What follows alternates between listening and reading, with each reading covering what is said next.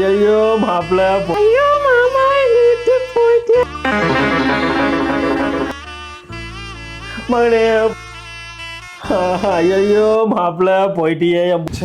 எத்தனை பேர் எனக்காக அழுகுறாங்க.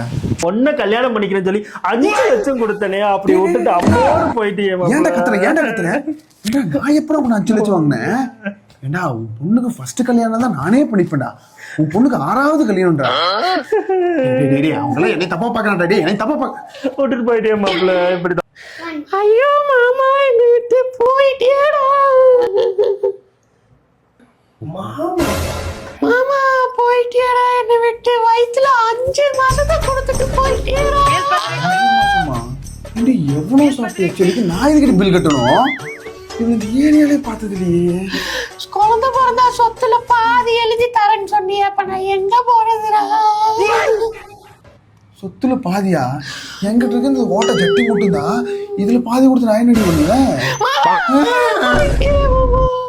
நான் பெய்ய இவன் பெய்ய தெரியலையே.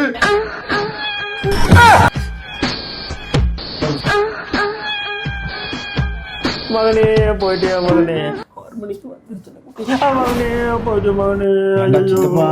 மகனே மகனே என்ன சொல்லிட்டு உன் மகனுக்கு என்ன அப்பனா கிட்டில? உனக்கு பொண்ணு பார்த்து கல்யாணம் பண்ணி வைக்க சொல்லுதே. அவனுக்கு பாயோ பொண்ணுல எனக்கு பார்க்கன்னு சொல்லிட்டு எல்லா பொண்ணும் நீ பதம் பார்த்துட்டியடா. நாக்கு முடிக்கிறான். டீயும் சாப்பாடு வந்துச்சு, எல்லாரும் சாப்பிடுவாங்க.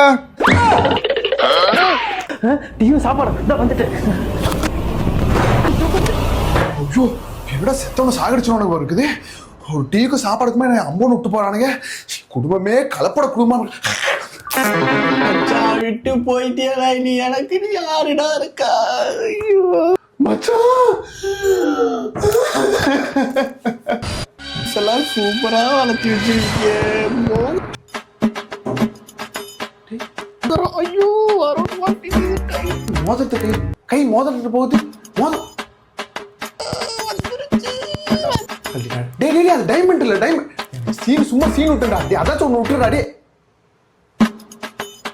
சரி மச்சான் நான் போறேன்டா. நான் இருந்தா அழுதுட்டே இருப்பேன்டா.